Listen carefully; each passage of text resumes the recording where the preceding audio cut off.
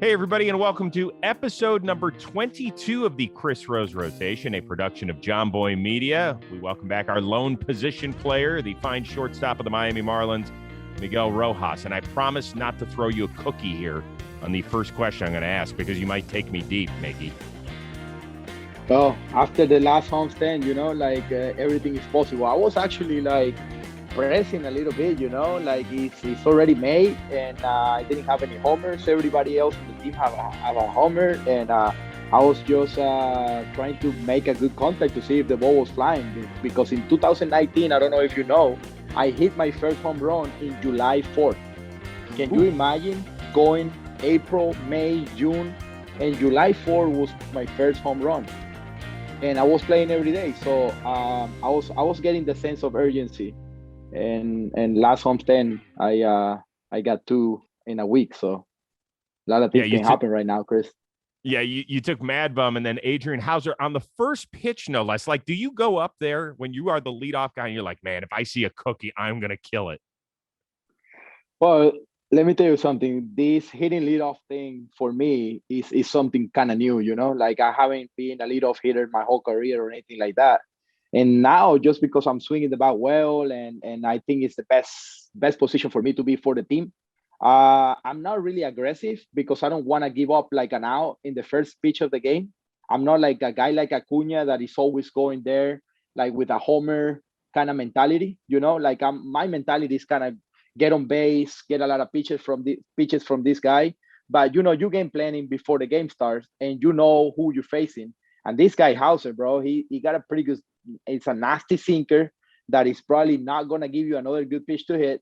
And against him, I say, you know what? I'm probably gonna see one four-seam fastball in the game, and it's probably gonna be this one. And there it was, like a four-seam fastball right down the middle, and like that homer right there, bro. Center field. Kane almost robbed me, but he didn't.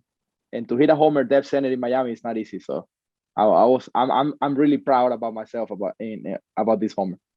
Yeah, you should be. Did you? Yeah. I mean, you knew it was gone, by the way, right? No chance. What? So during batting practice, when I take batting practice in Miami, and I hit balls to depth center like that, it never leave. So that's why I didn't know that it was gonna go, man. Like, I'm telling you, to hit homers in Miami, center, right center, ask anybody that it comes on the show, and I ask about hitting in Miami to center field and right center field. It's not easy to do, bro. So that's why when I hit it, I was hoping for the best, and I wanted the ball to go over the fence, but I didn't have any experience doing that before. Well, we're happy that your first experience happened as a member of the Rose Rotation. Congrats. Thank you guys very much. Appreciate it. Yeah. I've been feeling the good vibes, man. Every time that I do something well, I'm on every platform, and I'm happy to see myself there. So I'm curious, when you take a guy like Mad Bum deep, are you afraid that he's gonna like blow a snot rocket on you as you're rounding third? Yeah, that's a good question. It's actually with the story that the Baumgartner had, and you always respect the game. I'm a guy that I believe in as long as you play this game, you start understanding that there's some things that you have to respect, right? So this guy has been in the game for a long time. He's been doing a great job, and he deserves some extra respect. I'm not saying that other pitchers don't deserve the same respect, but I'm not gonna be showing up a guy like him that have done so much in the game for a homer like that, like, because this guy been doing it for a long time. He is done a lot of things in the game, good or bad, and he deserves some extra respect, And that's what I feel like. Guys with a lot of time in the league, 10 years in the big leagues, it's not easy to accomplish, man. And those guys need some extra respect. And like, I'm not afraid of him. I'm just respecting his, the legacy and the years in the show and all of that without saying anything bad to guys that haven't accomplished anything of that. Okay, cool. I like that. Do you know how many career homers you have as of the taping of the show? I think I'm around 25. Ah, come on, man. Don't shortchange yourself, bro. You're 27. 27. That's good. Yeah. That's a good number right there. Because you know what happened my first 5 years in the big leagues. You know what happened? What? I hit just one home run every year. Well, but how about the first one you hit? Oh, the first one, yeah, I remember that. You want to tell everybody about it? Yeah, 100%. It was it was in Detroit against the reigning American League Cy Young winner. He was pitching for the Detroit Tigers at the time, and I took Big Matt Scherzer in Detroit, which is not easy to go to, you know. And I felt like Miguel Cabrera, to be honest with you. Okay, hold on. There's so much to get to here. First of all, what Yeah. number are you wearing? Number 72, man, for the Los Angeles Dodgers. Well, what the heck? Were you also playing left tackle later that day? 72?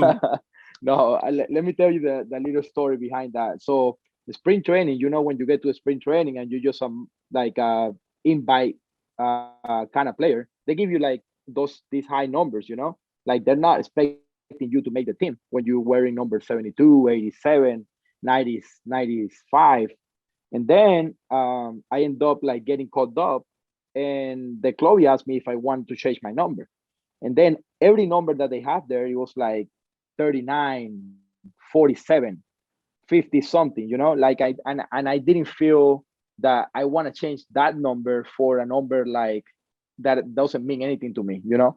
I always want to be number 19, and I knew I was going to have an opportunity at some point to wear number 19 or something closer to something that means something to me, you know, like number 11 for Luis Aparicio, number 13 for Omar Vizquel, things like that, you know.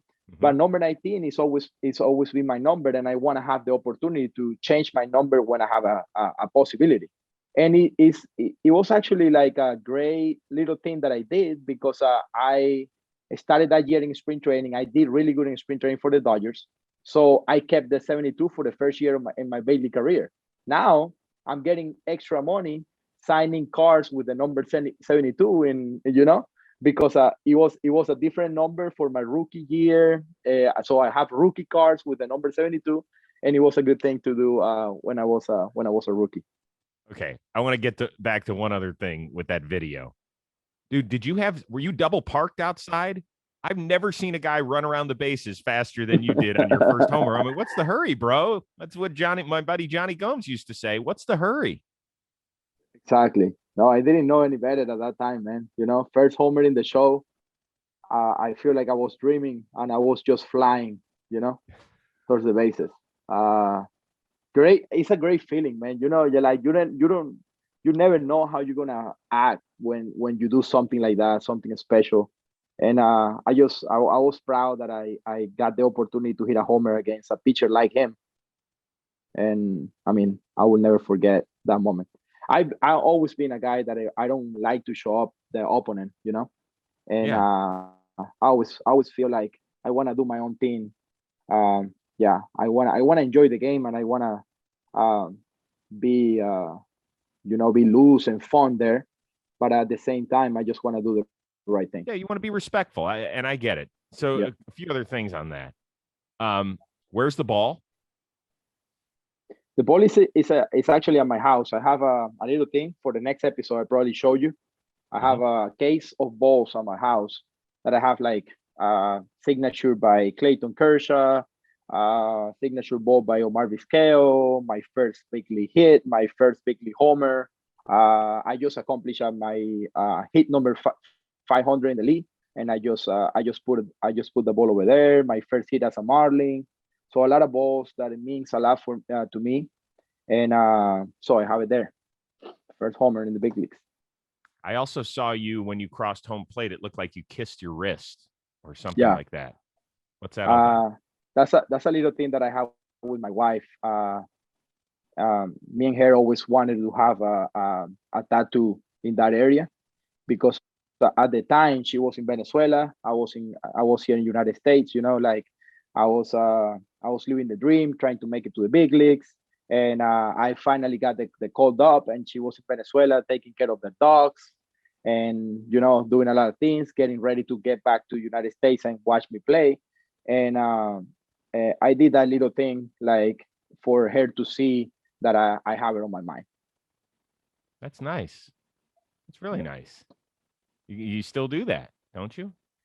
Yeah, a little bit because we changed the mind of getting a tattoo there in that area. So Hey, I'm uh with you, bro. A couple years ago, my wife and I, we were like, yeah, you know what? We're gonna be cool, and we're gonna get ring tattoos on our uh-huh. left hand. We drove down to the place, and I was like, "What do you think?" She goes, "Turn around. We're out of here." Yeah, that's funny because it happens, man. It happens fast, like sometimes you think about something, you think it's gonna be really cool, and then you actually think about it when you're like fresh and cold, and you put a little bit more extra in your mind about it, and you just end up like not doing it. that's Yeah, we're that's what good. happened with us. You're like, Yeah. we're good. We're fine. Um, one of your other 27 homers came against somebody that you know very well, Mr. Clayton Kershaw. And I could be wrong, but I actually noticed a little smirk as you were rounding the bases. Did he make any eye contact with you after you hammered this pitch? No, no, no. It's a story that I can really share that one because it's something that it happens between me and him. Nothing that I wanna really remember about that moment, and it's something that we keep, like as a players, we keep in house, and we. But I definitely told the guys before I hit the homer the night before. I knew Kershaw was pitching next day, and I say, hey, if I hit a homer, I'm gonna hit it, and I'm gonna stay there until the ball lands. And that's what happened. If you see the video and you have you take a pic of me when I'm running to first base, I don't start running until the ball lands, kind of. But those are the things that a lot of people don't know that happens because it's behind the camera. But that's when that's when you have something to prove, kind of thing, and you done it. And I was I was proud that I did that. Wow. I might have to get like a therapist on this one to dig into what happened. I can tell you off camera um, what was the reason behind it, but uh, man, nothing bad, nothing bad. No, respect. Yeah. Respect. So it was interesting earlier this year, I know you didn't get out of the gate the way you wanted to, and you let everybody know on social media on a tweet. Hmm. And you were like, anybody else just like swing a bat, before they they get in the shower, try to find their swing and get it right. I have heard this from every major leaguer. Like when you're not going well, let's say you're on the road and you're 2 for your last 21, it keeps you up at night, doesn't it? Bro, I think you've been keeping the eye on me because that's exactly what happened. I was on the road. I was like 2 for 30 something. Last road trip, we went to San Francisco and then we went to Milwaukee. I have two like back series, and I got to Washington and I have an off day. And I've been I'm in my on my hotel room, like right now I'm in Arizona, right? And I'm using a water bottle as my bath, like this, to trying to find the timing, and imagine myself that I'm in a situation with John Lester on the mound that I was facing next day. Man, sometimes you go crazy when you got slumps like that. Like it's really hard to sleep. You don't really want to eat. You just wanna go to the ballpark and get another batting, hoping for the best, and hoping that you feel right that at batting you found something. And yeah, I found myself like before the shower, imagine naked in front of the mirror, just doing dry swings. Hey, now, it was a family show, bro. I know, but I mean, I need to be clear, and like that's the truth. That's what slumps do to you, man. So Millar told me one time, Mhm. it's amazing that you took us to a dirtier version of a story than Millar did. I would have had him win in that. He used to say, yeah, I used to take pizza boxes, put them down in the room. That would be home plate. And he said, in my underwear, I would just sit there and swing. He said he was in such a bad slump one time in St. Louis when he was with the Marlins that he took almost naked batting practice. And he had like just a jock strap on, no Jockstrap, shirt, yeah. nothing else. And he is out there for early BP. But the problem was at Busch Stadium, they were like having some sort of tour. that afternoon for people in Busch Stadium. So they come down. Here's this guy taking BP in a jock strap. That's funny, man. And hey, I'm seeing some things in the cage, and after the games, I'm seeing guys showering with the whole uniform on, you know, to wash What? everything off, man. Yeah, full uni. They barely take the hat and full uniform, taking a shower with cleats on. If you Who ask, does like, hey, that? well, I'm not gonna name anybody because I don't want to compromise the things that they did, but I saw it before. Now Full that's shower, full uni, Spikes. just spikes on. Yeah, everything on. Now hold Yeah. on here. I've heard of a lot of shit where guys are trying to get out of slumps. Believe me, I Mhm. heard it all. I heard countless stories. I have Yeah. never heard somebody taking a shower full uni in their spikes. Right after the game, they barely like put the glove out, took maybe the hat off, went right into the shower, and showered with the full uniform on. I saw it. I saw a pitcher doing it. I saw a position player doing it. What? Yeah, This is bizarre. yeah. But you better believe it, man. Like, hey, slumps in this game, they can make you go crazy. Martin Prado used to tell me, if you play this game for more than he used to say for more than 6 years, you're gonna end up being crazy because it's so much failure in this game that make you go crazy. The other day I was with all the Pujols things that is around baseball right now, you know. We was looking at numbers in our clubhouse, right? So Pujols have a little more than over 10,000 at bats, and he just have 3,000 and something hits, right? Mm-hmm. Right. What he got, like 3,300 right now, or something like that, Right around 3,200. there. Okay, how many at bats did Pujols failure in his career? Right. I mean, right. If he has 10,000 at bats, he is a 328 lifetime hitter or Lifetime, something. exactly. So how many times did Pujols didn't get a hit in the big leagues? It's 9,000 why times, it's 8,000 amazing. times, right? It is amazing. You're making a right turn that many times. Can you imagine that? And No. do you know how hard for a baseball player it is to turn the page every single time that you miss an at bat? Even when you're hitting 320, it doesn't matter. Like that number doesn't mean anything for that many times that you have to just go back to the dugout instead of staying at first base or or doing something good for the team. So that's why this game is so hard and make you sometimes go crazy. I'm sure. Okay, so now all of a sudden I feel like I need to shower full clothes next time. Yeah, if you have a bad Actually, day, man, just go into a shower with the like take a wash instead of a shower. I'll tell you this. I think my wife would appreciate it. The more clothes I have on, the better. Believe Exactly. me. It hasn't gotten any better. I want to get to what happened in New York. And I know you're not a part of the Mets clubhouse, and we're going to touch on this with another member of the rotation, Trevor May. But the whole Jeff McNeil, Francisco Lindor, guys racing into the tunnel because there was something going on. And then Lindor comes out and the media asks him about it on Zoom. And he's like, I thought it was a rat. I'm new to New York City, but it was a big rat. Jeff thought it was a raccoon or something. And everybody's sitting there like, huh? Like, weird. let me stop you. Let me stop you here. And while we're watching, what we're watching right here, we didn't see anything, right? Right. We just saw a couple guys running. It could have been someone like suffering a heart attack or something like that, right? Yes. So now a lot of people speculating about what happened, right? They're probably putting 1+1 is 2, right? Together at this point. But let me ask you something. You, as a member of the media, as a reporter, how you feel about Lindor's response and the way that they handled? Okay, so some people were upset about it, and we actually talked about it on our Instagram live show that I do with Trevor Plouffe, right here at John Boy, and he was like, "I didn't think Frankie handled it right." He goes, "I don't think anybody handled it right." I personally don't have a problem with it.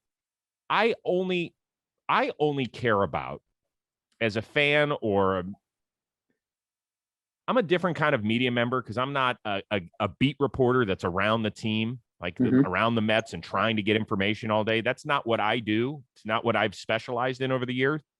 I'm more about building relationships and trust.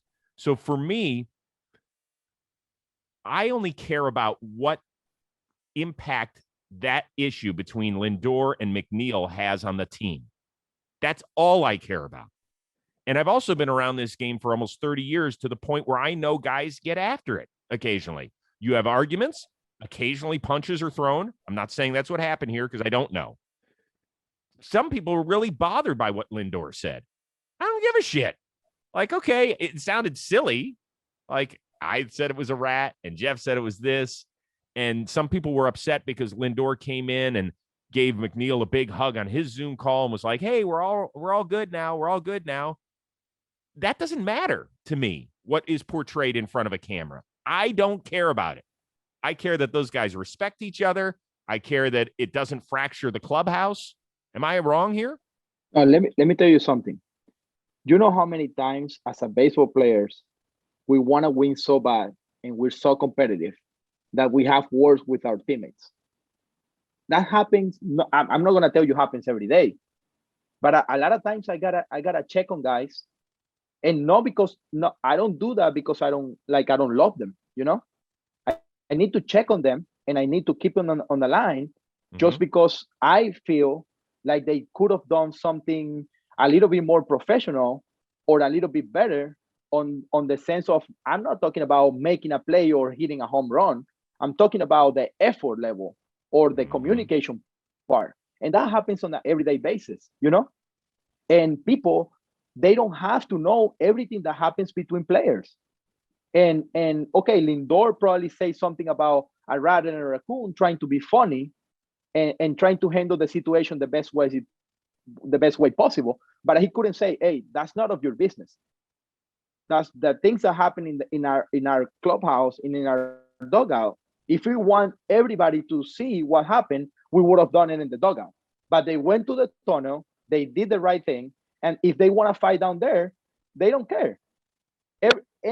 Not one person in media or the fans or anything. They should know what happened inside the clubhouse because that's why it's our clubhouse. And that tunnel right there. I mean, unfortunately, those guys run sprinting down there and like make something happen and to ask for. Because if nobody runs down the tunnel, nobody's asking any questions, you know. So right. That's why for me it's like people don't need to know everything that happens inside the clubhouse because all they care about is those two guys are playing good behind shortstop and second base behind their pitcher. Whatever happened after, it can happen to make it better or to make it worse. Who knows? I'll take it one step further. There's 3 incidents that I can remember as a baseball fan. There's been countless more, but the 3 that come to mind are Reggie Jackson and Billy Martin in Boston when Billy Martin pulled Reggie off the field mid-inning and they went after each other. Barry Bonds and Jeff Kent, 2 MVPs, went at it in the dugout for us all to see. Jonathan Papelbon and Bryce Harper. Remember that a few years ago? And Papelbon ended up getting suspended. And by the way, I don't think he would have gotten suspended if that happens out of camera shot. I think if that happens behind closed doors, we don't know anything about it. Guys might get fined, but there's no suspension. But because all of a sudden it becomes a lead story and it was one of the faces of baseball and Bryce Harper, all of a sudden it's like, well, if you don't do something with Papelbon, well, then like that stuff shouldn't. I understand why it matters to fans.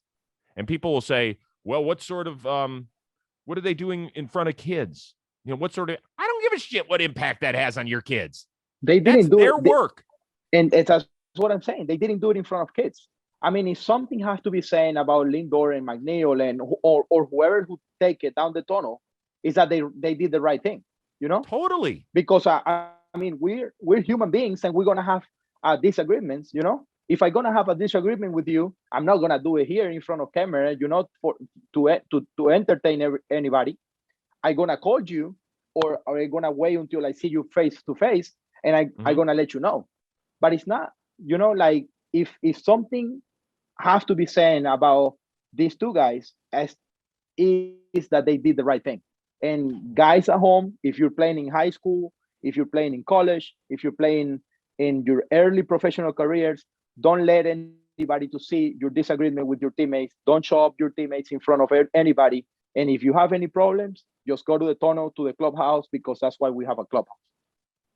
That's really good. I will say this, that a lot of people, like my youngest son's in high school, we've had a little bit of an issue on our team where I've seen several times guys have not run balls out.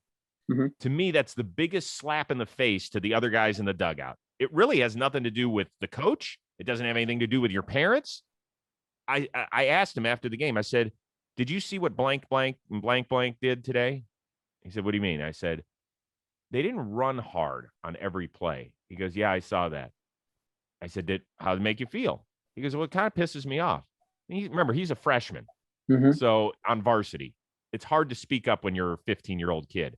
I said, listen, dude, you're a buddy of his, pull him aside and just say, hey, you need to be better than that. You need to be better for all of us in here. And I think that's how you build leadership, and that's how you build leaders. 100%.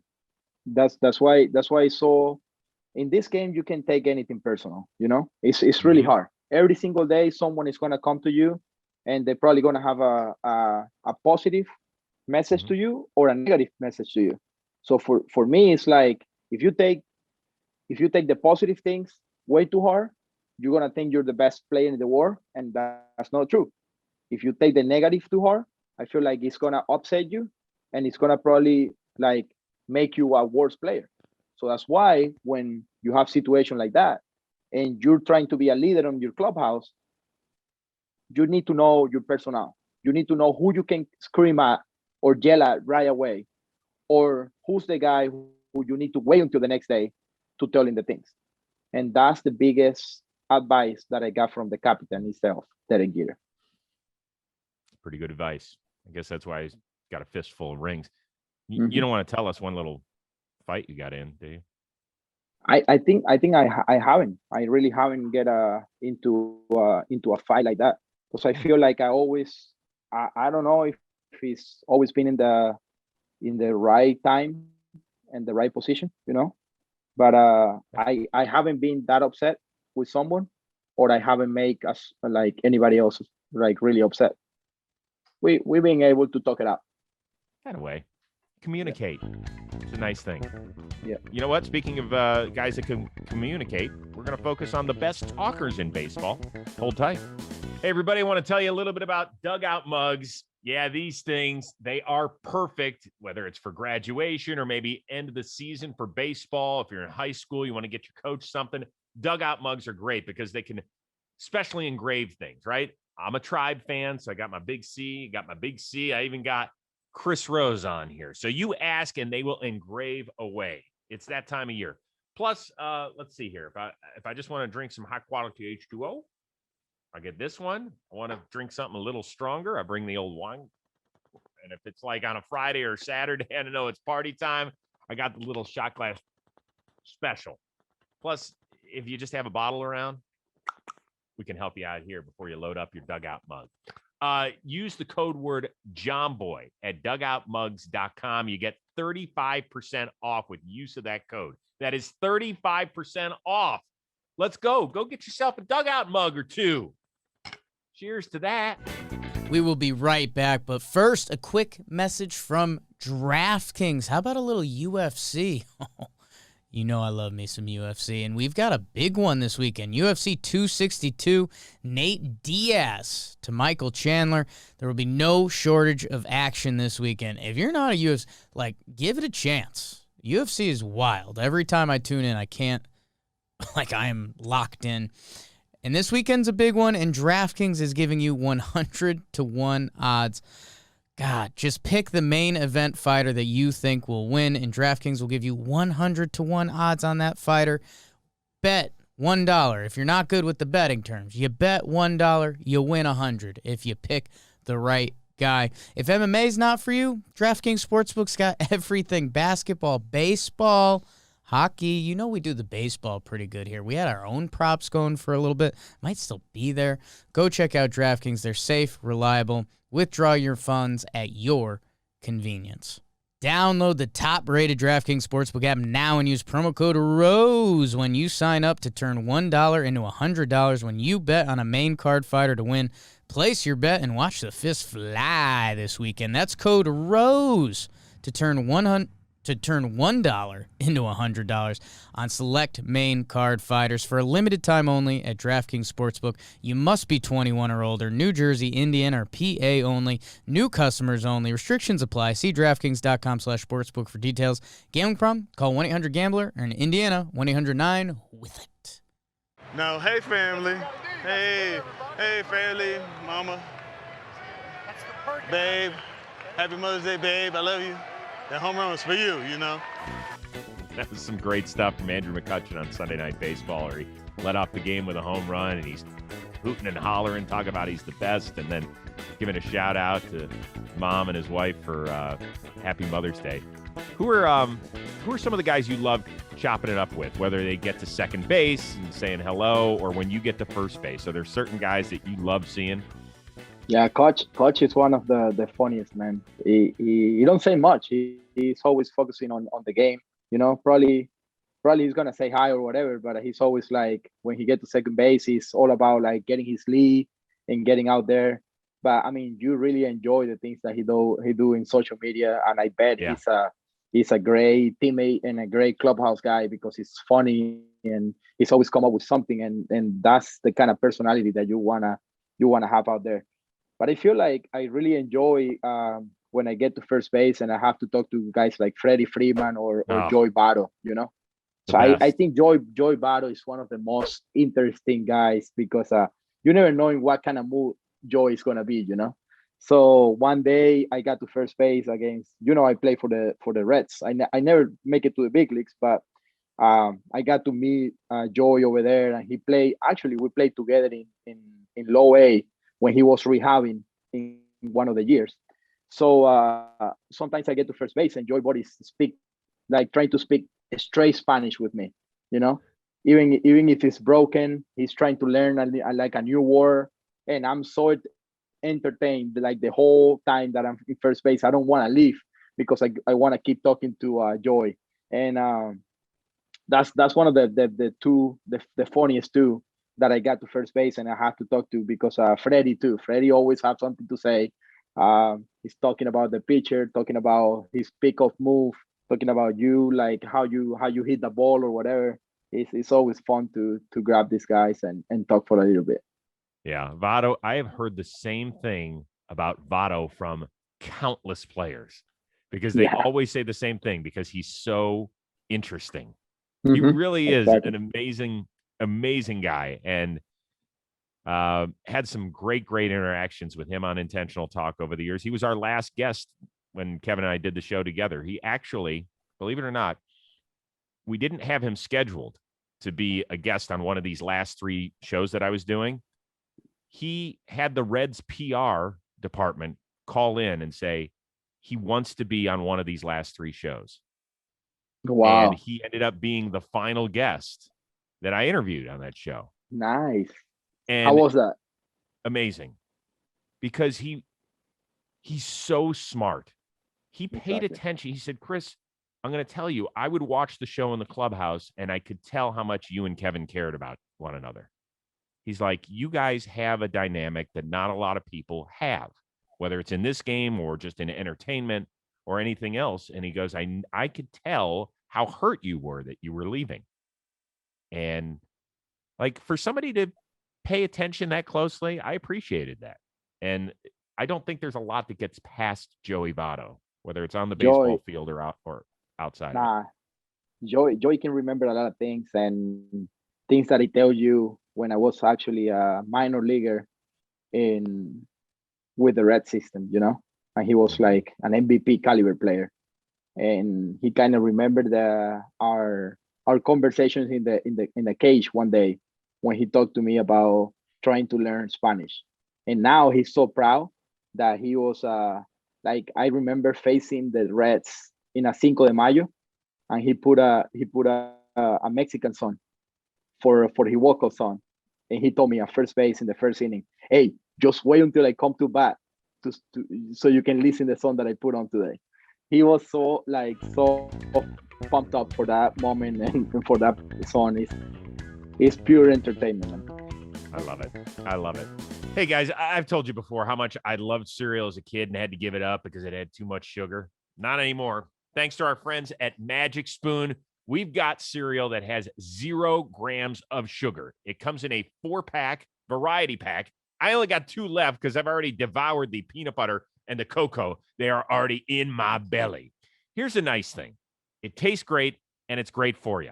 140 calories per serving. It's keto friendly. It's gluten free. It's all good stuff. And once again, 0 grams of sugar. It comes in 4-pack, great flavors. I got my fruity left. I got my frosted left. It also comes in cocoa and peanut butter as well. So you can enjoy it as a healthy snack or something to get your day going as well and feel good about what you're putting in your body. So go to magicspoon.com.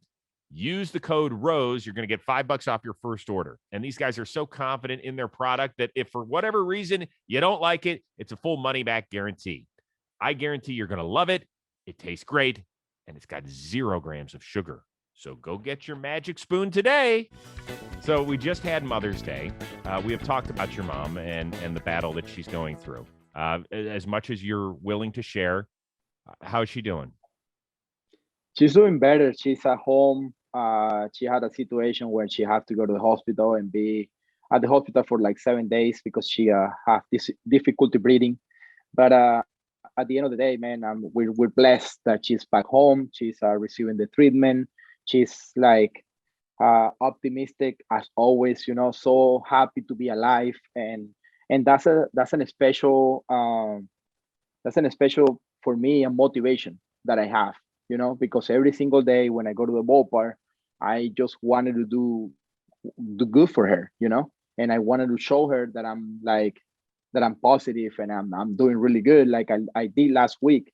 And actually Sunday when I put my uniform on, like I have a little special message for her and for all the mothers out there, like fighting for not just for herself, but for their own families, And that's I know that my mom have a lot of fight in her still, and I was really really happy to do a little tribute to my mom on Mother's Day. So with my post, the little message on my shoe, fuck cancer.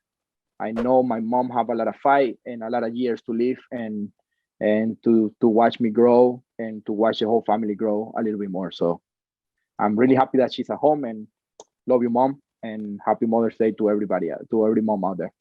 I love to hear that. Yeah. I can't imagine how proud she is when she watches your games, Miguel. Yeah, I'm pretty sure she's enjoying every little moment, and she's texting me right away after I got a hit or I got a good play. She's texting me right away, and that's something that I've been trying to keep up with. Trying to be really close to her, connecting with her on the phone. Sometimes I actually go back to the locker room after I do something good and tell her, "Hey, mom," during the game actually. I text her right away, "Hey, mom, that was for you. I hope you was watching." And it's a good feeling, when you make her proud and be a part of her rehab and her moments to get back to normal, hopefully. That's so great.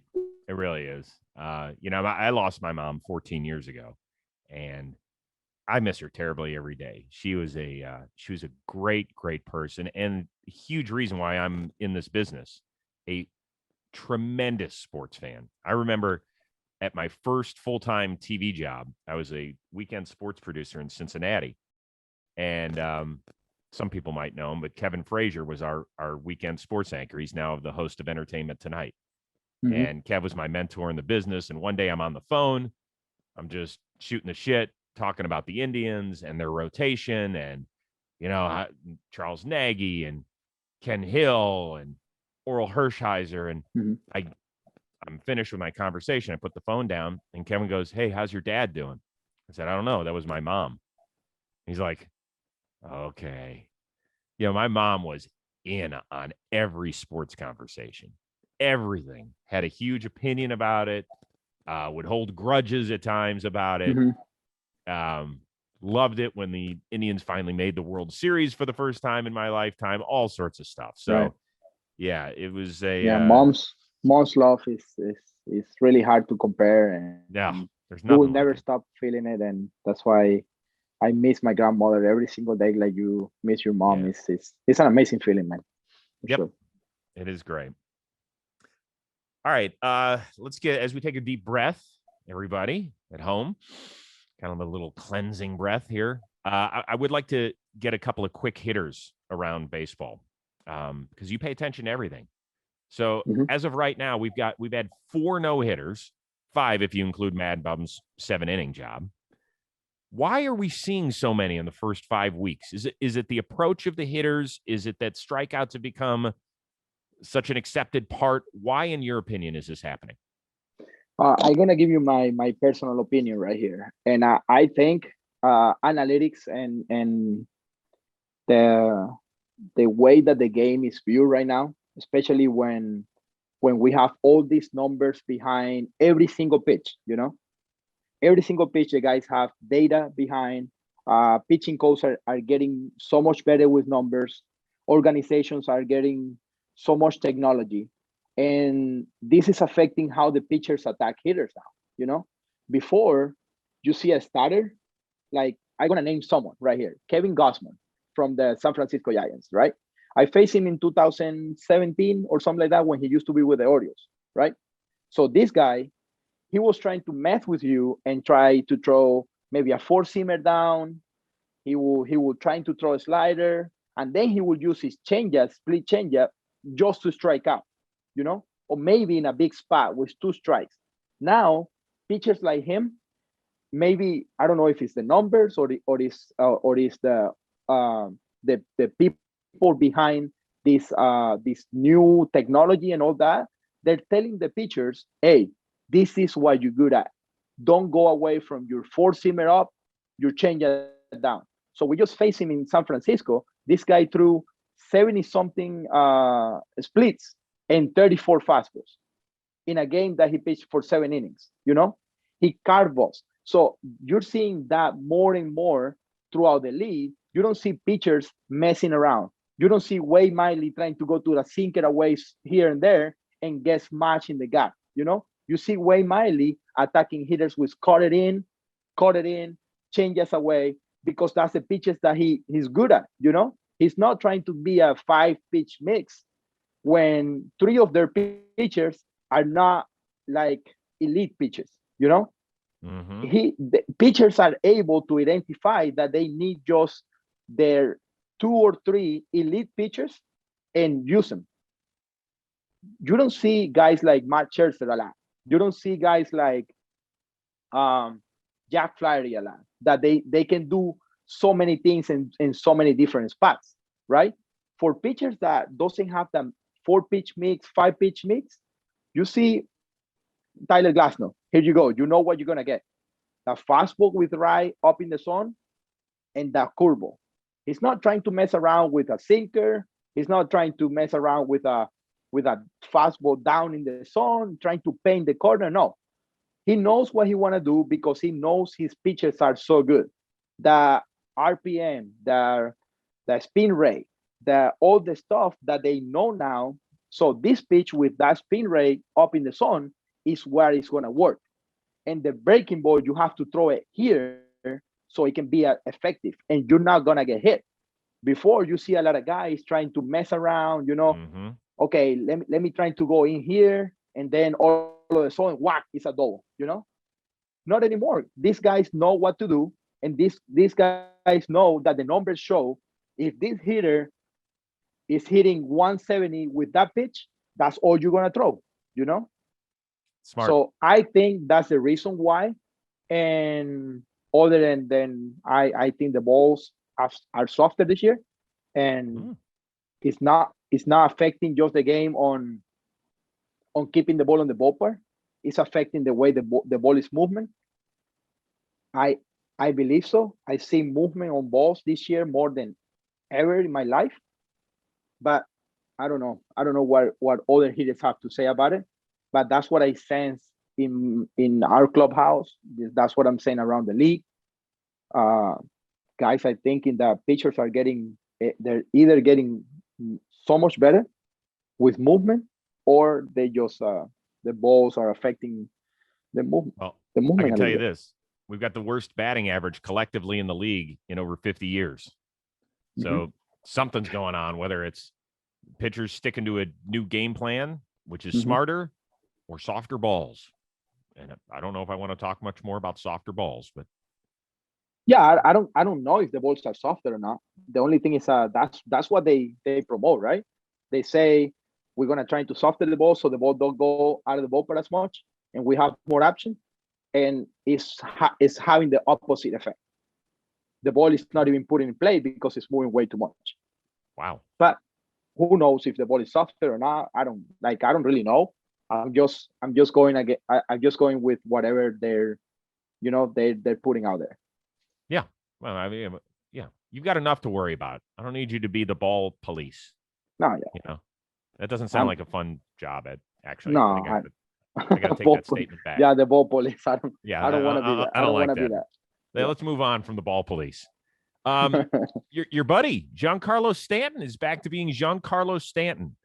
When you were there in 2017, when he laughed at guys. He was like, "Ha, go ahead and try and throw that." What was it like being on that team and watching him do what he did, where he almost hit 60 homers? Man, G was special that year. Seeing him go in that hot stretch, like he last like 2 months, it was amazing. Like, yeah, he was hitting homers before that, but he wasn't like those 2 months. He got like 20, and all of a sudden he's at 50 after like those 2 months high stretch that he had. That he almost every ball that he hit, it was a homer, because the way that he was in the play, the approach that he made, he closed himself up a little bit, and it looks like last year he was trying to do it too much, and maybe 19 as well. He was trying to close himself like way too much, and I saw him like, man, you're like this. So in the off season we hit together and we work out together in this off season in Miami, and I saw him there. I saw him working, and it's amazing because he got his mind was fresh. He knew what he wanted to do, and seeing the results right now that he is getting is amazing. It's in a great turn, man. It's hot. So you played with him during his MVP season. You played with Kershaw during his MVP season. Who was more dominant? I know it's different positions, so it gets a little tricky here. But still, you were around two of the greatest seasons we've seen in the last 50 years. Yeah, but I gotta say Kershaw, 100%. Because G won the MVP and he almost hit 60 homers, so 59 homers, but his batting average is still like, I don't know, it was 280 something. Yeah. So yeah, he was dominant because almost every single ball that he was hitting, it was a homer. An extra base hit, and if you see the numbers right now, Giancarlo Stanton have like 15 balls over 115 miles per hour, and the rest of the league have just 7. It's amazing, like that kind of power and that kind of control of the barrel is like supernatural. But what Kershaw did in 2014, it was impressive, because it was like every time he took the mound, like I got no doubt on my mind that we was going to win the game. It was like 7 innings, 10 to 12 or 13 strikeouts, and like barely they barely scored 1 run on him. And the way that he was like making hitters look at that time, it was amazing. It was different. Imagine probably there are guys talking to themselves on the way back to the dugout. When guys that good, you're like, Jesus, am I gonna get anything to hit? Yeesh. Yeah. Unreal.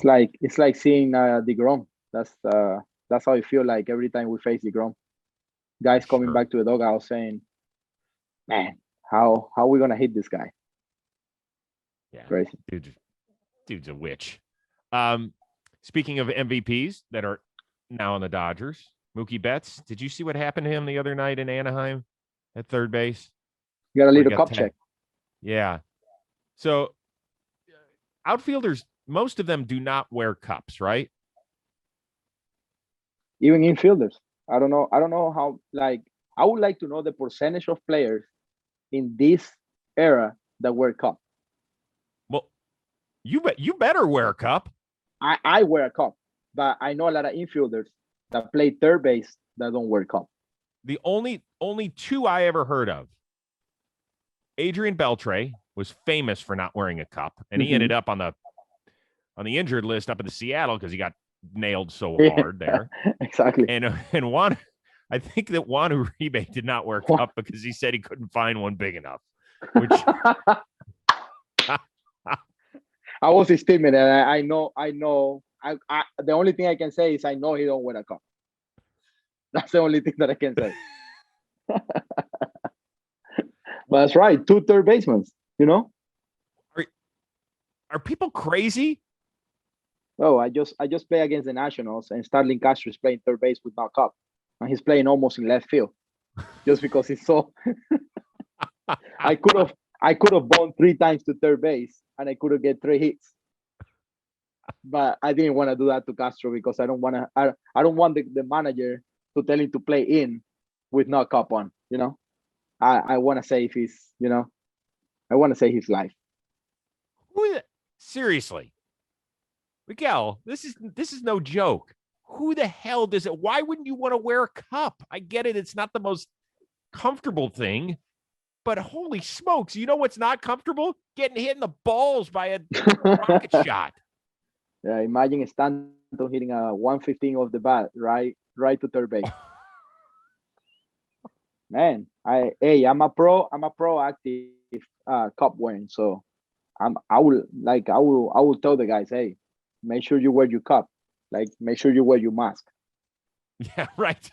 Just like don't that. get them confused. Don't put your mask down there and your cup over your face. Let's not get that.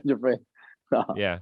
I mean, I remember a few years ago when David Price was in Tampa and somebody hit a line shot right off his cup and it like ricocheted into the outfield or something crazy.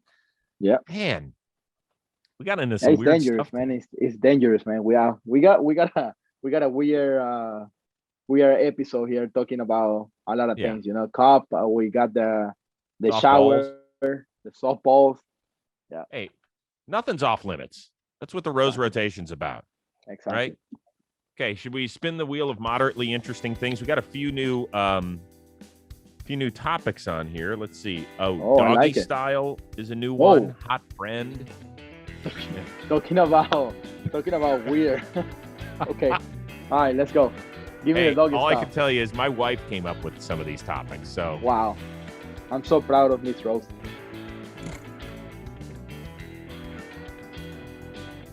Paper trail. Okay, what was the first big expense that you made when you got like decent money in the show? I think it was a Range Rover. My first. Oh damn! I'm sorry. My first car. It wasn't an expensive Range Rover either. It was the before the premium one. It wasn't the Sport. It was the other one. So, but I mean, making a little bit of more of money, I was able to spend on a car for the family. We need a bigger car, and I got a Range Rover. So I think that was the first biggest expense. So I don't spend money other than shoes on myself. Like I barely I have a necklace or whatever, but it's not like this necklace that Starling Marte is wearing, to play. And or remember when Joanny Cespedes diamond chain broke and he didn't even care. He walked back to the dugout, and there is Asdrubal Cabrera trying to pick all the diamonds on the field. So exactly, I would have grabbed those things, put them in my pocket, try to repurpose that thing, turn it into a bracelet or something. Be like, right. You kidding me? All right, well that's I think that's what I did. Yeah, it's a nice car, and yeah, I'm into cars too. I like to change my car every time that I possibly can, and trying to keep it moving. Yeah. I've never figured out if we should lease or buy a car. I've been in the car business for 30 years. I still haven't figured out if I lease, if I buy. I always feel like I get ripped off when I drive off the lot. I'm like, God, really? I love the car, but I'm like, oh my God, it's already depreciating. Exactly. It's a tough one. It's a tough one, man. I don't know. I feel like every time that I hear the word leasing, I feel like I'm just renting a car. Yeah, so that's why I will never lease. So. Oh, okay. It's a good thought Yep. process. God, you're so much smarter than I am. All right. You also, I want to give you so much credit because you are the one person I do not have to hound about homework. You get it done within like 24 hours of our show. So you were in the Bay Area for a road trip recently, and let's see how this turned out. Here we go. Coffee, but I'm about to do my homework assignment from the last episode. So I'm about to get a pair of shoes. I found a store right here. Hopefully I can find some fire shoes for you guys. Okay, now I'm in the store. It's about time to go get a pair of shoes. I got a lot of options right here. So you guys, which one are you gonna go for? I'm gonna go for this pair right here. So we're getting a new pair of Jordan on the road.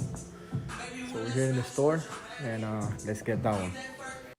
All right, it's time to lace them up. Look.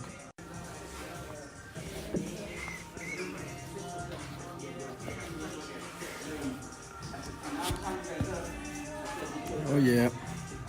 So that's the pair that I'm gonna get. New pair of Jordans for you guys out in San Francisco. I hope you guys enjoy. See you guys in the next episode. I wish I can have more assignments like this, so I can get more pair of shoes. So what'd you get? What were those? It's Jordan 7s. They call like Bugs Bunny. It's so they're gray with kind of pink, and the boxes. The Jordan boxes. They always do like something nice. Right. And there's a carrot and like a little bunny. So it's pretty nice. It's like a Bugs Bunny pair. Now I need you to just slow your roll a little bit. You have a lot of road trips. Do not get a pair every time you're on the road. No, I'm telling myself every time I get 3 hits or more, I'm getting a pair. So. Oh. Okay. See, now that's nice. That's like dangling the carrot in front of yourself. That means exactly. Okay, exactly. Good. Well, I mean, you're going to buy the shit out of the store right now. You keep going where you are. That's exactly. That's why I want to keep. I want to keep doing good on the field, so I can get my pair of shoes for sure. So you want to let's see here. It's time right now for your next Mrs. Rose's homework assignment, and know you've been at the top of the class all year. You are coming to Los Angeles after a trip to Arizona. Are you allowed to have visitors? Not yet. I'm not in that stage because I'm already fully vaccinated, but my team is not in the 85% range yet. So for us to be able to get a guest, I'm probably gonna have to wait or ask, what can I do? I'm probably gonna be able to go outdoor dining, maybe. So let me hear it. What you got?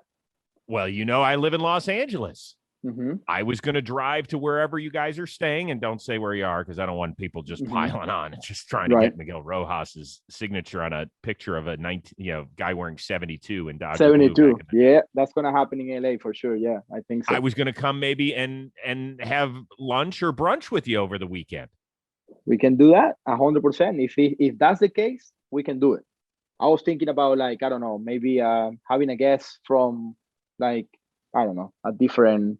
Oh, you wanted a celebrity. You wanted a real celebrity, not a D-lister like this guy. You wanted somebody from Los Angeles that's big time.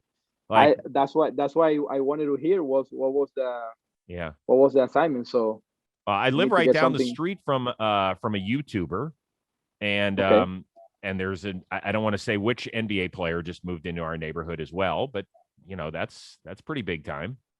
No, you're big time. So let's grab some lunch and talk about our next episode. I love it.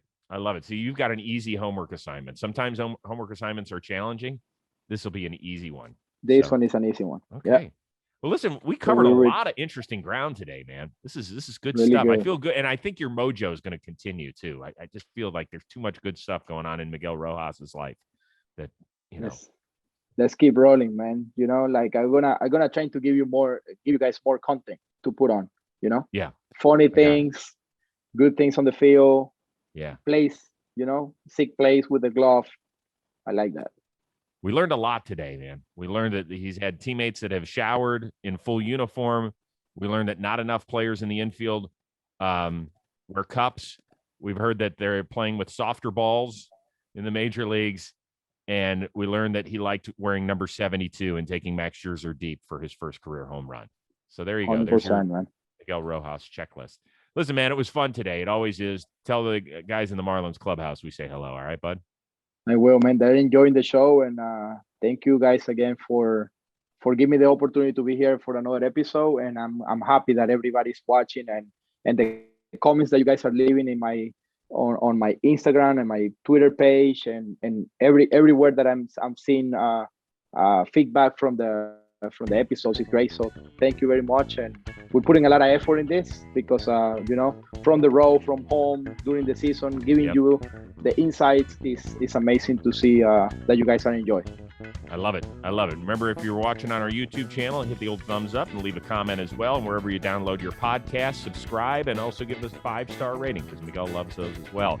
Special shout out to our editor extraordinaire, Robbie Scirocco. Keep killing it, my man. Miguel, continued success, and tell Mama we say hi, all right? And we're sending her good thoughts. Thank you guys very much. I appreciate that. We will see everybody next time on the Chris Rose Rotation, a production of John Boy Media.